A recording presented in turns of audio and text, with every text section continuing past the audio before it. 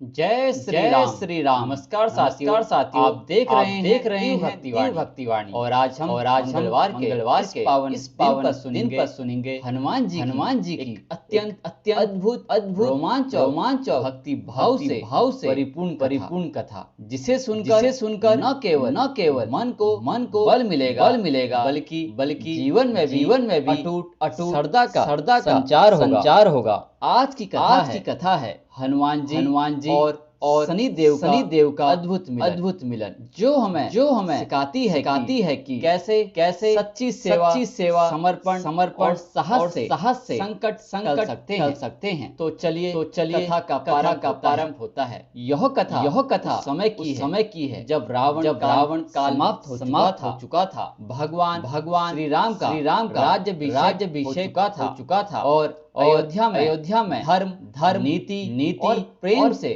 परिपूर्ण राज चल रहा था। हनुमान जी को श्री राम के परम भक्त सेवक थे। अभी भी राम कार्य में निरंतर लगे रहते थे। एक दिन भगवान श्री राम ने हनुमान जी से कहा, हनुमान अब जब लंका युद्ध समाप्त हो चुका है, रावण का हो गया है, अयोध्या सुखी है, तो क्यों न तुम विश्राम करो। हनुमान जी ने विनम्रता से कहा, प्रभु जब तक यह ध्येय है, मैं आपकी सेवा से एक क्षण भी विराम नहीं चाहता। सेवा ही मेरा विश्वास है।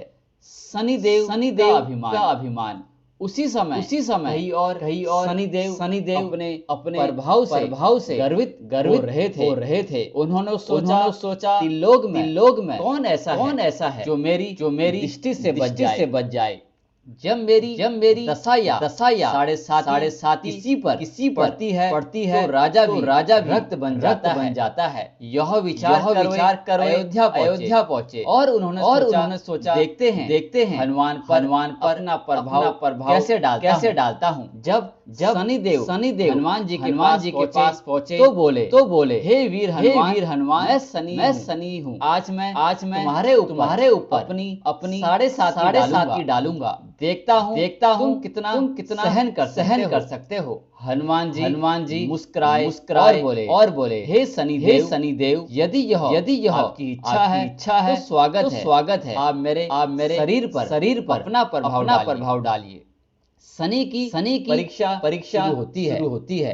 जैसे ही शनि देव ने अपना प्रभाव डाला, एक भयानक आंधी चली। विष उखड़ने लगे, पशु भागने लगे, वातावरण में भय छा गया। लेकिन हनुमान जी अपने स्थान पर स्थिर रहे। शनि देव ने फिर उनके मन को भ्रमित करने का प्रयास किया। उनके भीतर क्रोध घमंड और मोह उत्पन्न करने का यत्न किया। लेकिन हनुमान जी राम का जप करते हुए शांत और अडिग रहे। जब यह भी काम न आया तो शनि ने उनके शरीर में पीड़ा पहुंचाने की कोशिश की। तब हनुमान जी ने सोचा अब मुझे कुछ करना होगा। हनुमान जी का शनि देव को पूंछ में बांध लेना। हनुमान जी ने अपनी पूंछ बढ़ाई और शनि देव को पूंछ में लपेट कर आकाश में घूमने लगे।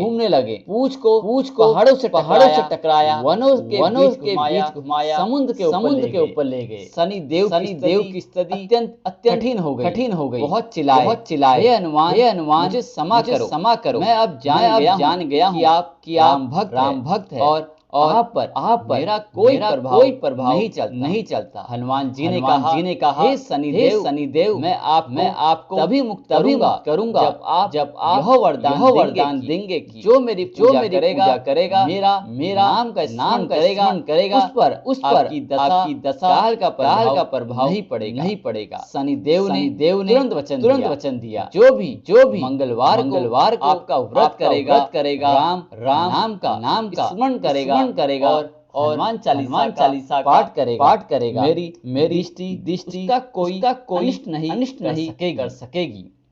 शनि देव की समा और आशीर्वाद हनुमान जी ने शनि देव को मुक्त किया। शनि देव ने झुककर प्रणाम किया और कहा आप केवल शक्ति के प्रतीक नहीं करुणा और भक्ति के आदर्श है। मैं वचन देता हूँ हनुमान भक्तों को मेरी दशा भयभीत नहीं करेगी। उस दिन से मंगलवार को हनुमान जी की विशेष पूजा की जाने लगी। लोग हनुमान चालीसा पढ़ने लगे। मसूर दाल गुड़ और तेल चढ़ाने लगे। इस कथा से हमें क्या शिक्षा मिलती है? हनुमान जी केवल बलवान नहीं भक्त वत्सल भी है। जो सच्चे मन से उनका स्मरण करते हैं उसका कोई अमंगल नहीं होता। अहंकार चाहे शनि जैसा क्यों न हो भक्त के सामने झुकना ही पड़ता है। मंगलवार को हनुमान जी की पूजा विधि सुबह स्नान करके लाल वस्त्र पहने। हनुमान जी को सिंदूर चने गुड़ मसूर दाल और चमेली का तेल चढ़ाए। हनुमान चालीसा सुंदर काट या बजरंग का पाठ करे। मंगलवार व्रत रखने वाले एक समय फलाहार करे। जरूरतमंद को भोजन या वस्त्र दान करे। जागरूकता और विश्वास इस कथा को केवल कहानी की तरह न ले। यह एक संदेश है। सरदा संकल्प और सेवा भाव से बड़ा कोई अस्त्र नहीं। आज के युग में जहाँ हर व्यक्ति भय चिंता और कुंडली की दशाओं से घिरा है। हनुमान जी की उपासना एक दिव्य सुरक्षा कवच है।